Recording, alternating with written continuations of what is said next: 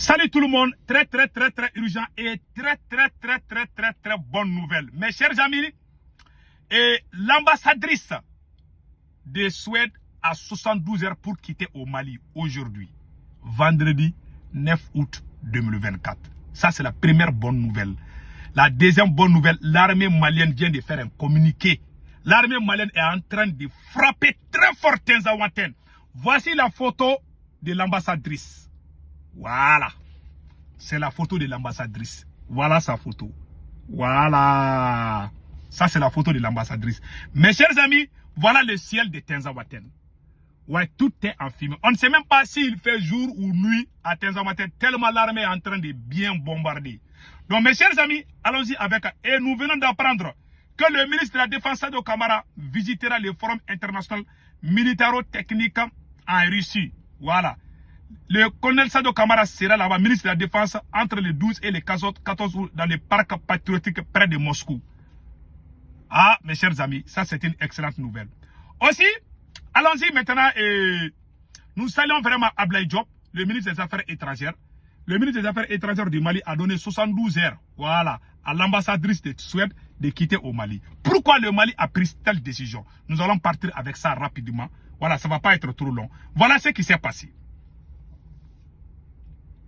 Le ministre de la coopération suédoise, Johan Forssell, a déclaré que l'aide de Suède au Mali cessera fin 2024 comme punition pour avoir rompu des relations diplomatiques avec l'État ukrainien. Vous voyez?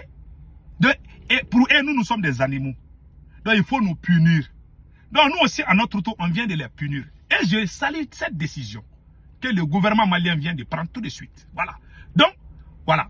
Aujourd'hui, le Mali a donné 72 heures à l'ambassadrice de Suède à Bamako, Christina Kounel, pour quitter son territoire.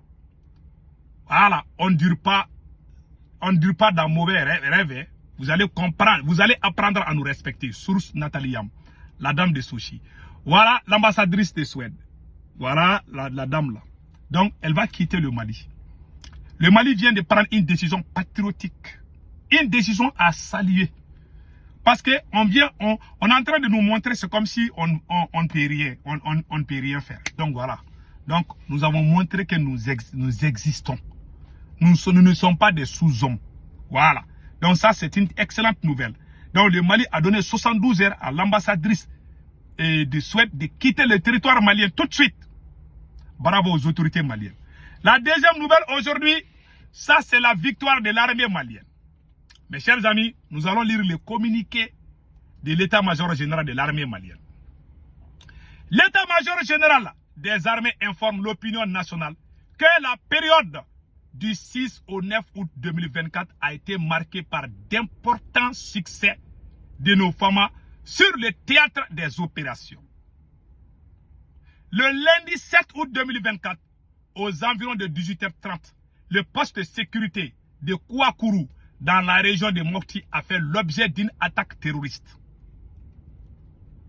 La réaction de nos forces armées a été foudroyante et les combats très violents se sont poursuivis après le crépuscule avec l'intervention des vecteurs aériens. Vous voyez comment l'armée malienne a bien travaillé. Ça c'est le résumé comme ça. Hein. Maintenant, hier jeudi 8 août 2024, les vecteurs aériens des forces armées maliennes ont procédé à une frappe chirurgicale dans la région de Kidal, zone Tinzaouaten. Au cours de cette opération, un blindé camouflé a été détruit et plusieurs terroristes neutralisés. En outre, nos vaillants forces armées poursuivent leur lutte triomphante contre les groupes terroristes et leurs alliés dans la zone de Tinzaouaten. Plusieurs terroristes ont été neutralisés et de nombreuses caches d'armes détruites. Ah, félicitations aux forces armées maliennes. Gardez-vous. Ah, je suis très content aujourd'hui. Je vais bien dormir ce soir. Vous avez vu maintenant? Donc, plusieurs caches d'armes ont été découvertes et ont été neutralisées, détruites. Les caches d'armes. Parce qu'ils savent que l'armée malienne est en train de les bombarder. Donc, ils sont en train de cacher les armes. Donc, nous avons les satellites russes en haut là-bas qui fouillent tout. Donc, on les cache. Voilà. L'état-major général des armées rassure la population de la détermination des forces armées à traquer ces bandits armés et sécuriser l'ensemble du territoire.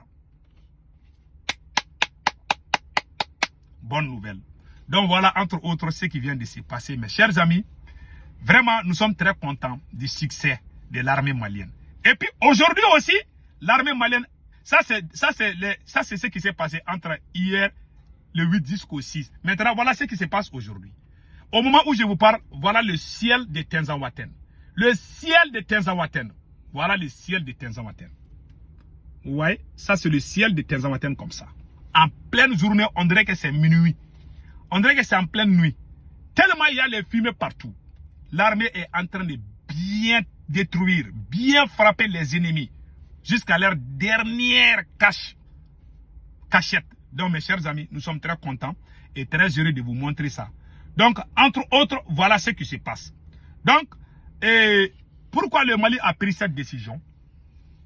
Voilà maintenant la preuve que ce qui se passe à Tenzawatène, il y a beaucoup de mains indivisibles. Donc, le Mali a pris vraiment la meilleure décision de donner 72 heures. Ce que la Suède nous a fait est une insulte. Vous savez, nous les Noirs là, on nous traite comme des sous-hommes. On ne nous respecte pas. Le Mali, vous voyez comment les Blancs se défendent entre eux. Le Mali a fait ça directement et voilà ce qui se passe. Donc ils sont ensemble, ça c'est l'OTAN. Maintenant, le conseil que je donne à tous les Maliens, pour l'amour de Dieu, il faut soutenir cette décision que les autorités maliennes viennent de prendre. Moi, souvent, je ne suis pas d'accord avec certains comportements du président Assimi, mais je ne vais jamais trahir le Mali. Je l'ai toujours dit. Aimons notre pays. L'armée, ce n'est pas pour Assimi, l'armée, c'est pour tous les Maliens. Mes chers amis, c'est le conseil que je donne au peuple malien. Soyons unis. Car, si ça tombe, si les terroristes attrapent aujourd'hui, même si toi tu n'aimes pas la transition, si les terroristes se trouvent, ils t'attrapent, ils s'en fichent qui tu es. Donc, le soutien à l'armée est le devoir de tous les Maliens. C'est ce qui se passe. Quand il y a eu Charlie Hebdo là en France, là, je vous jure, tous les Français se sont donné la main. Nous devons apprendre à aimer nos patries. C'est très très important pour nous. Maintenant, le conseil que je donne aussi aux autorités maliennes, surtout au président Assimi Goïta. Mon cher président, Suède est un pays très proche des États-Unis. Il ne faut jamais minimiser les États-Unis et les pays européens. Ces gens sont très très forts en matière de sabotage des pouvoirs. Je répète encore. Il ne faut jamais minimiser ces pays de l'OTAN. Même au moment où je vous parle, il y a une partie de la Russie qui est en fait par l'Ukraine. Qui est en train d'armer l'Ukraine, c'est l'OTAN. Ces mêmes personnes-là veulent venir au Sahel. Le conseil que je donne au président Assimi Goïta. D'abord, nous saluons cette décision. Nous encourageons les autorités maliennes à ne pas avoir peur. Nous sommes avec eux, mais sur la base de la vérité. On ne va pas prendre tam-tam pour vous applaudir tous les jours. Si ça va, on dit ça va. Si ça ne va pas, moi je sors, je dis ça va pas. J'ai toujours été comme ça. Je ne suis pas si, ouais, non. Mais le conseil que je donne au président Assimi Goïta par rapport à cette décision, le Mali a pris des importantes décisions qui sont sans conséquences. Le Mali a rempli ses relations diplomatiques avec l'Ukraine. Bravo. Tous les dignes fils doivent être fiers de ça. Je suis d'accord. Et vous avez la bénédiction de nous tous. Nous sommes de cœur avec vous. Aujourd'hui, vous avez chassé l'ambassadrice de Suède, Christina Kuhnel.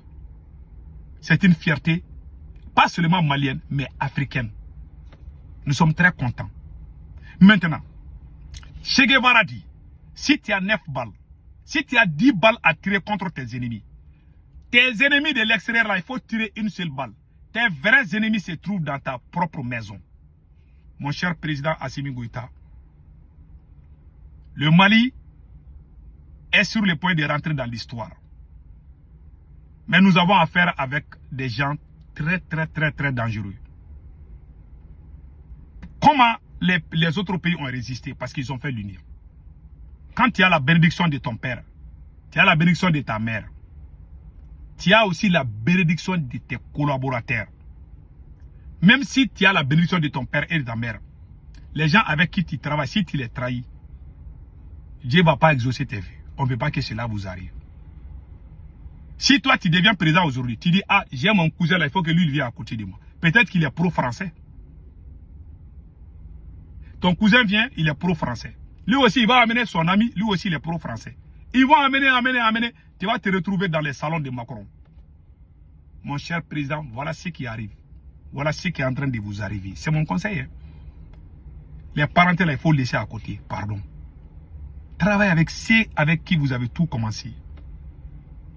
Si vous ne prenez pas ce chemin-là, le reste, c'est du populisme et ça va se retourner contre vous. Je vous jure. On peut se cacher à tout sauf Dieu. L'honnêteté, la sincérité sont la clé de réussite. Ça, c'est clair. Vous savez, moi, quand je vois la vérité, je ne regarde pas comment les gens vont réagir. Je sors, je le dis. Et je suis à l'aise. Je m'en fous ce que les gens vont dire. Parce que tout va se savoir. Je vous respecte. Je vous adore.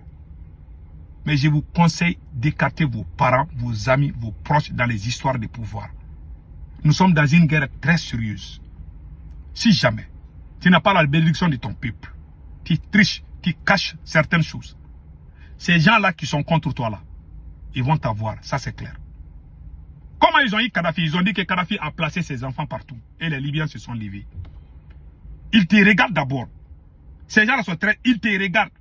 Si quelqu'un qui est proche de toi fait certaines choses chez eux là, ils vont tout ramener, ils vont tout montrer. Ils vont dire, il est venu chez nous, voilà ça, voilà ça, voilà ça, voilà ça. Quand nous on est sortis contre Ibeka, il y a eu les photos de fuite du fils d'Ibeka. Il faut vraiment écarter vos parents dans les pouvoirs. C'est mon conseil, mon cher président. Je sais que même le fait même de te conseiller, il y a des gens qui n'aiment pas. Je m'en fous. Hein.